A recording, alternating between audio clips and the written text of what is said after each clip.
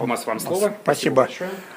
Значит, мы были организованы в 2010 году по указу экс-президента Розы Исааковны Отунбаевой, значит, ну, чтобы вот улучшить взаимодействие с госорганами, для того, чтобы проводить, ну, на тот период времени после вот событий граждане были такие в состоянии такой очень патриотичные и хотели все быстро вот делать реформы, в том числе в области образования, и надеялись в то время сделать как в Грузии, что-то такое, да, но, к сожалению, мы имеем горький опыт, и одна из опыт работы общественной работе, и тогда называлось, мы первоначально назвались Общественный наблюдательный совет, но до этого у нас тоже, как и в России, была такая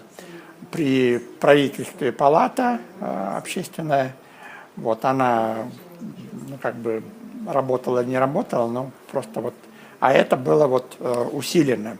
И тогда нас было во всех министерствах, первое было 10, а потом 15, и начали таким образом увеличивать.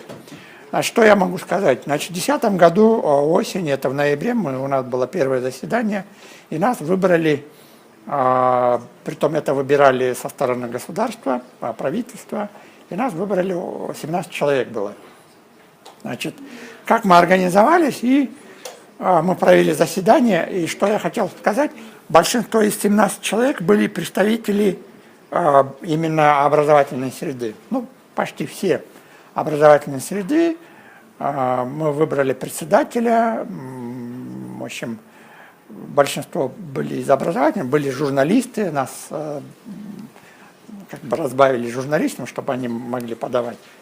И в этом большинстве мы когда пришли, мы говорили о своих чаяниях, как хотели мы видеть систему образования, и мы все знали, что система образования как бы не отвечает реальным временем и не отвечает требованиям, потому что мы знали, что по ПИЗе, которая у нас проходила для школьного, мы были в одно время, в 2006 году, там предпоследним и последних местах. И мы начали работать. Значит, я взял именно то, что, как бы, с другой стороны, отчет, который я делал. Я не был председателем. Значит, членство было 2 года.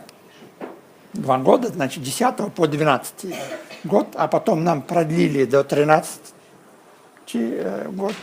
Но мы все равно продолжали вплоть до 14 года, когда мы снова вышел закон, вчера Нокат говорил, о общественном совете государственных органов, где включили все 36 государственных органов, и новый закон отличается, конечно, положению указа президента.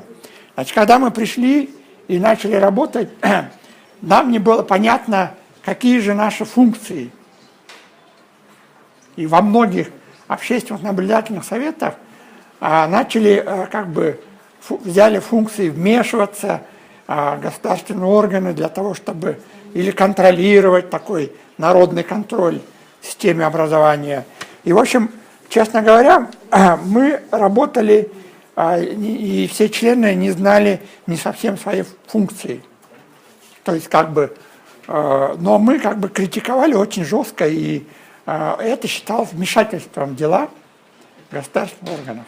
И до сих пор это мнение, когда мы критикуем или говорим о недостатках, они говорят: а почему вы критикуете? Да, то есть вместо критики, вот новый министр у нас говорит: я требую, когда нас в этом году собрали, первое заседание, она сказала следующее буквально, что мне нужна конструктивная критика, то есть предложениями, чтобы сделать.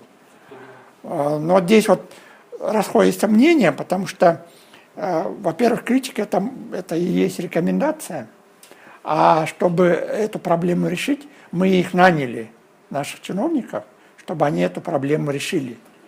А если они не могут, то пусть они уходят. И презумпция виновности не у нас, общественных наблюдателей или наблюдательность, а презумпция виновности должна быть у госчиновников. Вот такое требование. Значит, и мы начали заниматься, значит, вот включительно до этого года. Следующее направление – это стратегия образования. Значит, были у нас встречи с министерством того периода, в то время, когда разрабатывалась стратегия вот 2020, и как бы нас вызывали, вроде бы мы что-то говорили, рекомендовали, несогласие, или мы говорили, что в стратегии нет четких индикаторов, а к чему вы стремитесь, так все вот облачно написано. Ну, конечно, все время повышение качества образования. А как? Вот это не было понятно. Ну, в общем, как-нибудь там.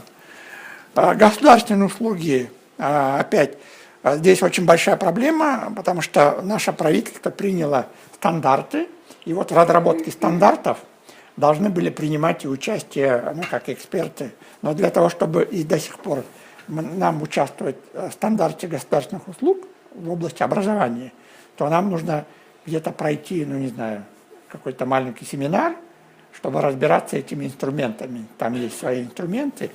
И участвовать в стандартизации. Там особенности платности и неплатности стандартов. Там есть четкие критерии.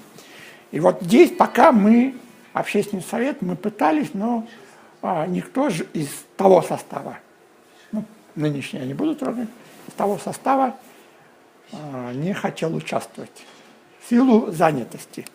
Значит, мы это проморгали. Дальше, правовое обеспечение, изменение закона об образовании. Там касалось вот аккредитации и стандартизации вузов. Я говорил, чтобы вообще прекратить стандартизировать и отменить вот этот, чтобы пусть вузы открываются, как хотят. Но нужно другой прием, чтобы... Но нет, все были против, и в том числе нас позвали на одно мероприятие, где в виде общественности госорган пригласил союз директоров государственных вузов, ну и частными. Естественно, они говорили о разных мнениях, это должно быть независимое или в составе Министерства образования. Вот я говорил, чтобы она была в составе государственного, не надо отдавать частные. Раз вы готовите, выпускаете диплом высшим образованием, и за качество этого выпускника отвечайте до конца. Не отдавайте другому. Вот, ну, такой в области образования и других каких-то изменений. Мы говорили, чтобы министру, бывшему министру, экс-министру Садыкову, чтобы повысить зарплату. Он говорит, как? В бюджете денег нет. Но потом его наш президент вызвал и сказал, повышай, и он повысил на тот период зарплату. Значит, дальше бюджетный процесс. Нам было известно тогда еще в некоторых министерствах переходят к программному бюджетированию. И я уже говорил, что у нас на деле министерство говорило, да, мы перешли, вот здесь же написано программный бюджет, а все остальное шло, ну, как и было, статьи расходов. Вот. И здесь тоже, допустим, не было, мы не очень активно не смогли участвовать. Опять же, люди не захотели работать именно в мониторинге или в этом процессе. Там тоже нужно было экономист или люди, или просто люди, которые могли бы научиться. Там сложного нету. Там, что касается у нас в программном бюджете, это программный бюджет должен подчиняться стратегии, а в стратегии критерии, именно если мы говорим о качестве повышения, то насколько мы должны повысить уровень знаний участников, если вот насколько. Вот этих не было. И программный бюджет, она пишется именно вот под целевые программные. Или вот мы с некоммерческих организаций, мы хорошо знаем, что такое программа, что такое проект, вот такое. И у нас получилось просто название, а идут просто финансируются те статьи расходов, которые были. Дальше мы начали, вот наша группа, я был в министерстве, пытались отслеживать гранты и кредиты по официальной помощи развитию, где вчера Чинара Айтбаева любезно нам показала эти цифры. Но мы на данный момент, понимаете, институциональной памяти Министерства образования нету.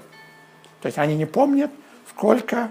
Вот Министерство здравоохранения, у них есть такой, программами шли, это финансирование реформы. У нас же не было, отрывочно. И вроде бы все, если вы возьмете, все на повышение качества образования в стране. Вот. Следующий — доступ граждан к информации. Это большая проблема. Когда мы пришли первые же, мы затребовали, чтобы сайта не было. Министерство образования. Мы сказали, позорище. Кто, Министерство образования должен быть сайт. И мы вот очень много работали, и в конце, через 2 года, когда наш срок заканчивался, они сделали сайт, ну, благодаря донорской помощи. Вот. А потом это еще поменяли на другой, новый состав. То есть новые министры недавно. Следующий, и просто доступ граждан к информации очень, скажу вам, отвратительный по мониторингу. То есть они не соблюдают постановление правительства.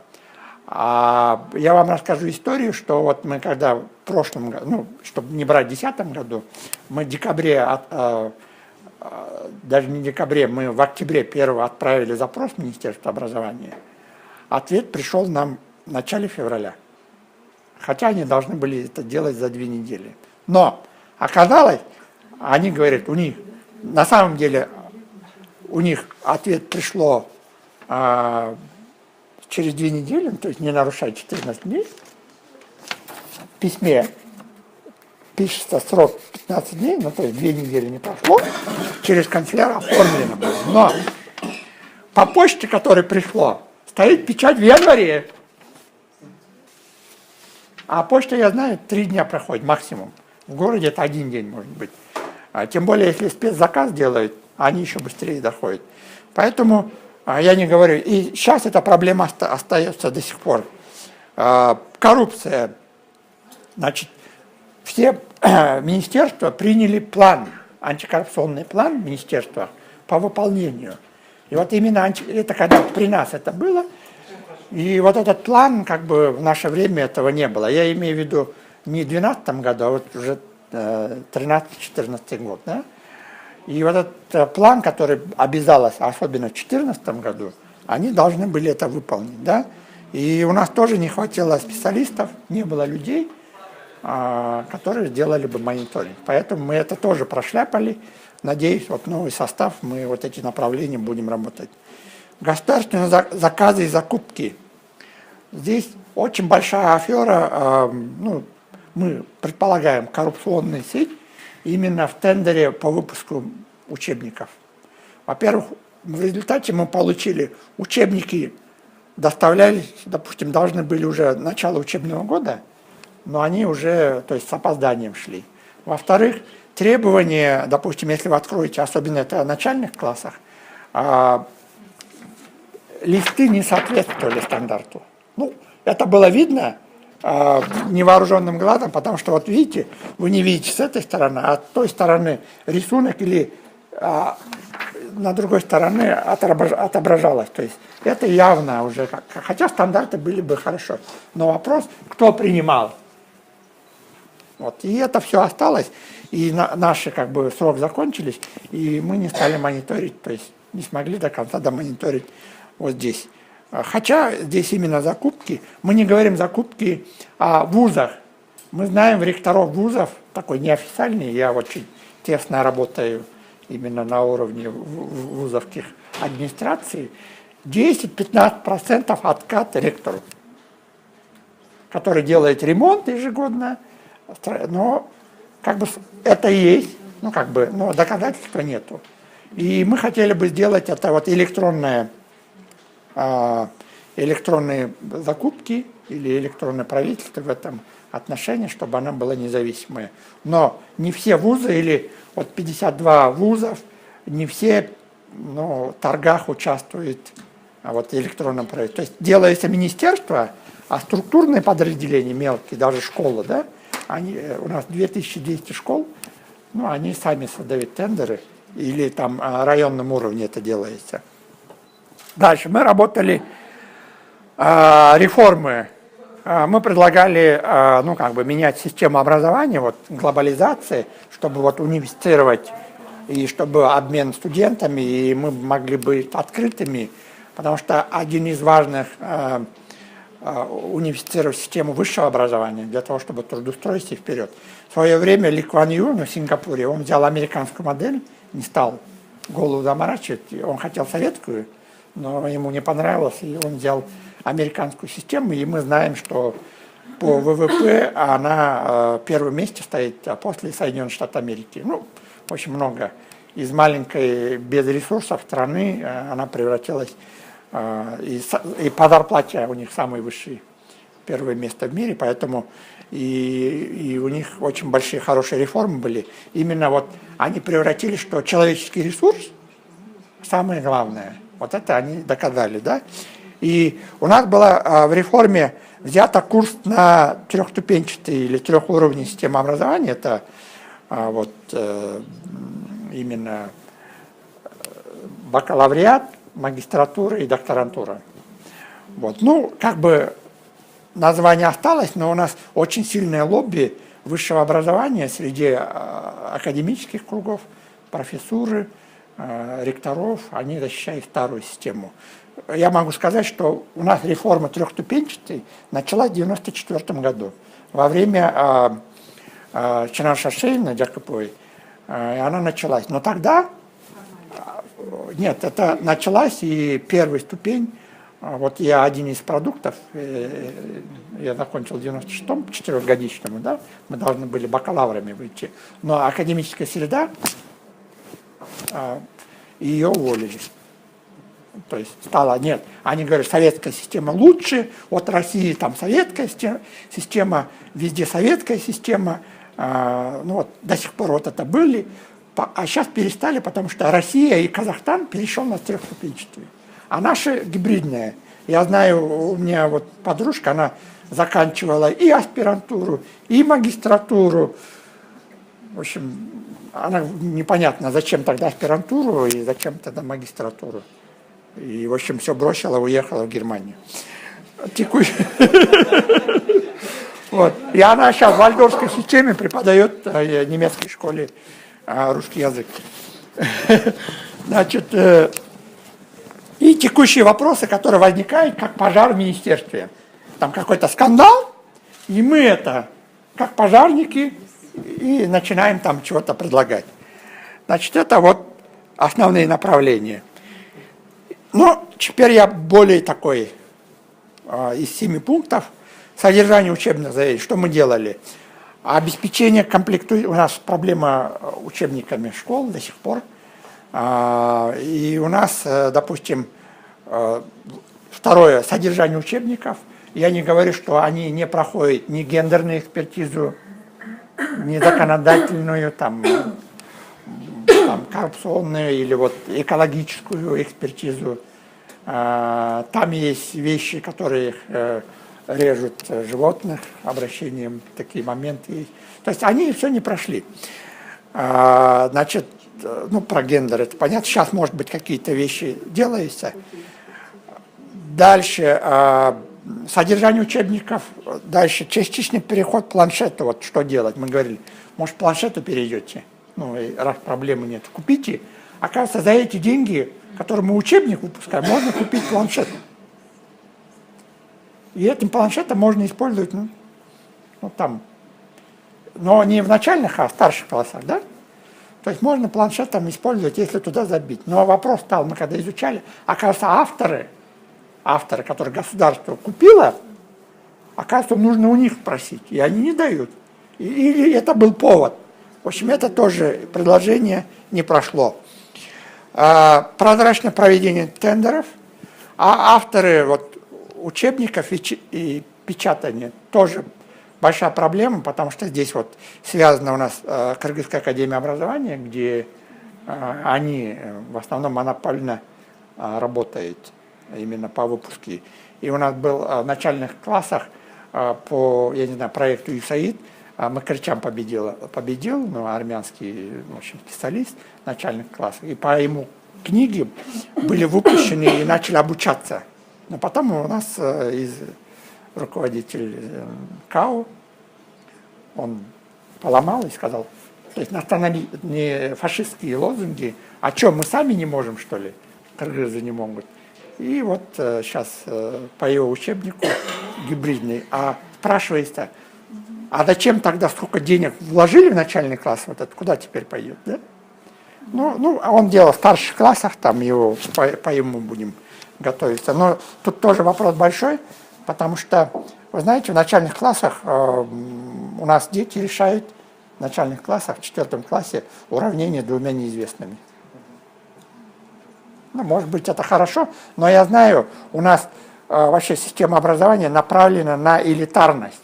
То есть, если из 30 школьников в начальных классах 10 могут решать, а 20 нет. Из 30 10 это совсем даже читать не могут, да? Вот такая у нас проблема. Другое дело, мы говорим именно, хотели бы, чтобы система образования не элитарная была, а широкие, как бы массовая должна быть. У нас, к сожалению, этого нету, поэтому у нас гимназии есть, дети туда отдают. И если вы взяли ОРТ, 54 победителей, которые набрали 200 мест, они все из частных школ, ну или гимназий, да? Никого из простых сельских школ, вот золотой молодежь, или как, которые закончили, среди них нет. Значит, что получается на деле? У нас школа, система образования элитарная, на всех не хватает. Опять, готовность школ к учебному году. Как всегда, у нас проблемы вот, ремонтами школ, это все хорошо, но есть школы у нас, в которых там крыша течет, и у нас это вот постоянно в авральном порядке. Детское питание в школах по начальных классах, значит, я говорю, там 7 сомов было, я не знаю, может, сейчас увеличили, и не везде кормят горячим питанием, да? И вообще, нужно ли? В свое время я лично был против, потому что на эти деньги могли бы мы закупить учебники или, я не знаю, там какие-то вещи. Ну, наш экс-президент Бакиев, вот он это вел. Хорошо, плохо, я не знаю, но я знаю, что мой ребенок, который ходит в начальные классы, и в основном они не кушают то, что им дают. Ну, может быть, она не того качества. Школьная форма у нас, опять возвращаем. У нас хотят везде быть похожие, как инкубаторские школьные формы. Вот в этом году, в прошлом году, в этом году вводят. Но просто, понимаете, у нас делать нечего, вот, большего образования. Да? Теперь, оказывается, школьная форма решает успеваемость. Я говорю, каким образом эта проблема успевает? Ну, чтобы все похожи были, как инкубаторы. Ну, это вот дизайн вроде бы придумали. Но себестоимость, качество, тут другой вопрос. Да? Поэтому не нужно. Я думаю, школьная форма – это джинсы, футболка и куртка. Все. И кроссовки. То, что удобно для молодежи. Вот. И если это гимназия, пусть они вводят свою. Вот. Так, переход к куррикулуму. У нас идет реформа в начальных классах, уже как бы завершилась должно. И сейчас средняя школа должна перейти. Тоже здесь процесс никто не отслеживал. Ну вот, детально, да, но мы, то есть мы поднимали этот вопрос. Это 10-11 класс. Ну, я взял из западного high school, да. Да, это вот не высшее образование, а вот как бы я разделил, да, вот это. И у нас должно быть по 5-9 класс уже закончится переход к куррикулуму, но она еще не перешла. Да, вот тем более отменилась. Значит, реформа заставит. И нам нужно продвигать. Раз правительство когда-то взяло, она должна завершить. Дальше. Новая система оценки. У нас переход должен быть вот с куррикулумом компетентному подходу. Отход от старой оценки знаний просто, да. У нас вот в 1 классе 124 стандарт есть. Слов должен прочитать. Но многие читают, но не понимают смысла. Зачем тогда эти стандарты? То есть мы говорим, надо отходить от этого, да. И не в начальном, а пусть в 4 классе читает. Значит, ну, понятно, компетентный подход это. Дальше сокращение часов школьной нагрузки. согласно международному. Здесь очень много до сих пор учителя сопротивляются. Ну, часы отнимаются. Я говорю, ну, все равно ребенок не освоит. Это очень сложно. Если освоит, уже с нервами.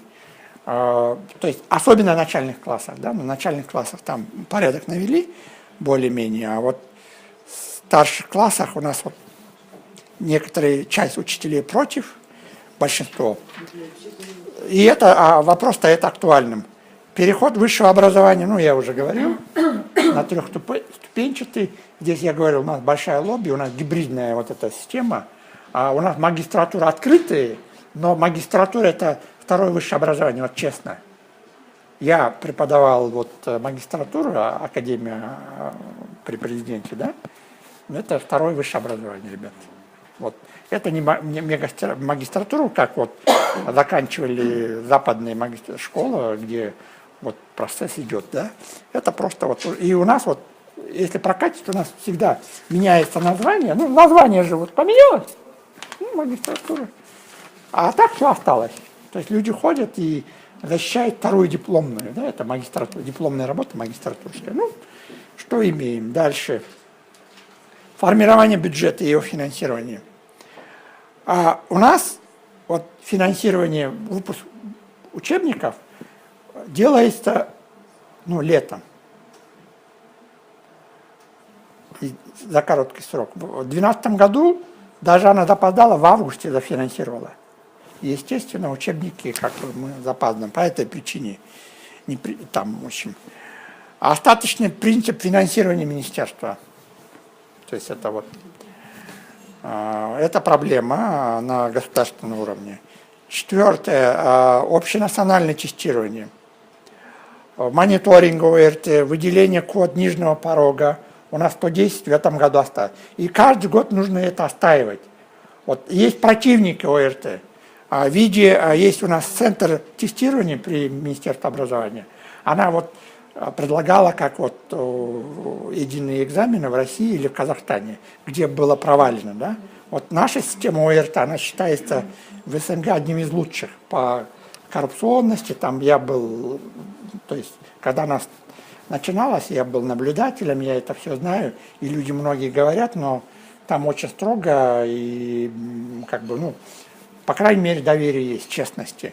И у меня друг не верил, коррупция. И когда его сын поступил в КРСУ, он сказал, я поверил, говорю, честно, своим трудом. Да, он говорит, я готов был там доплатить. Оказывается, этого нет, и хорошо, что он это сдал и поступил бесплатно. Значит, вот до сих пор ОРТ, вот именно сейчас до сих пор, Национальный центр тестирования – это главный противник, и это у нас угроза. Отмена договора между вузами и организациями по трудоустройству, зачислению в вузы. Это сделали для того, чтобы, вот видите, и чтобы получить грантовые места, вузы, вот, чтобы им профинансировалось. И они заставили, чтобы вузы, которые требуют, чтобы получить от государства грантовые места, чтобы они зачислили трудовые договора, участники работодателям, там 3 уровней такой есть, вузам и местным управлением власти, то есть местным самоуправлением. Но зачастую это делается просто формально, коррупционно. И, допустим, некоторые вузы говорят, зачем вот эта бумажка, она все равно не трудоустраивается, это просто Филькина грамота. Там просто нет обязанности, я обязуюсь. И вот, допустим, любая организация, даже моя, может выписать это. Потому что я не несу, как работодатель, ответственность. Это просто Филькина грамота. И у нас вот этому верят некоторые люди из министерства, в это свято верят. Дальше, 5. Международные проекты в области образования. Вот мы вчера говорили за эффективность внешней помощи. Здесь, знаете, какая проблема? Вот европейский, вот ушла, да, Европейский Союз, который финансирует, она берет критерии немного такой, не комплексную оценку, а берет старые, количественные оценку.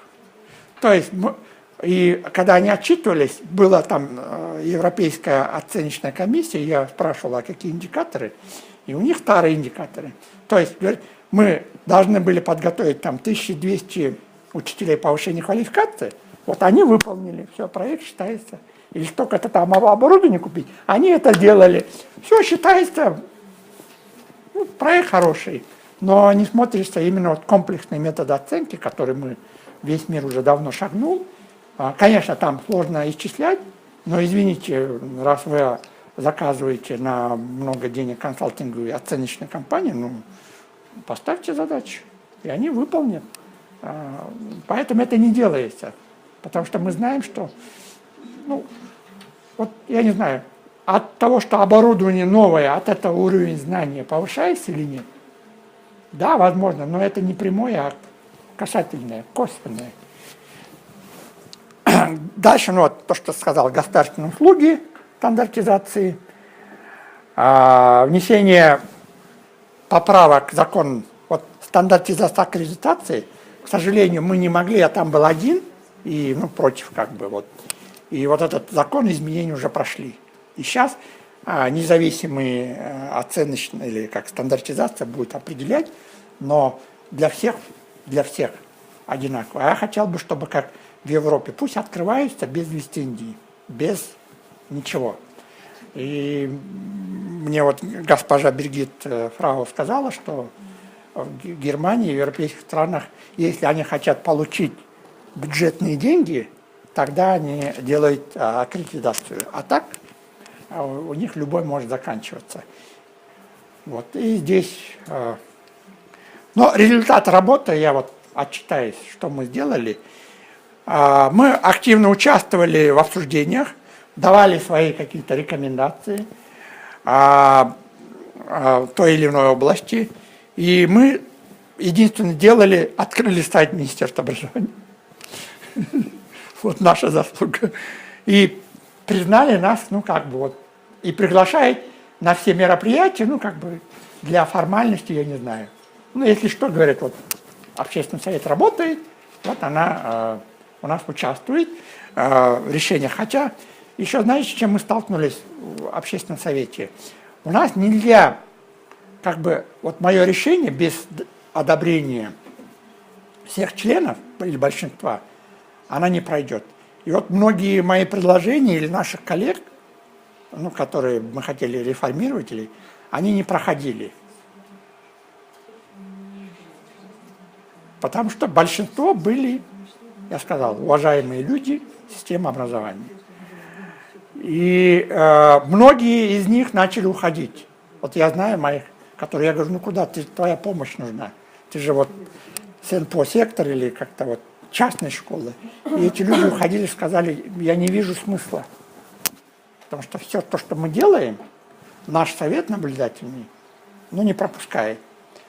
Вот потом я начал поступать по-другому. Но уже в конце, когда уже развалилось, и до сих пор начал сам от своего имени отсылать. Пользуюсь только вот, что я член, без наблюдательного совета. Потому что это было бы хорошо, но не всегда эти... Ну, такая работа. Значит, вот особенности. Коллеги, давайте тогда спасибо, давайте благодарим.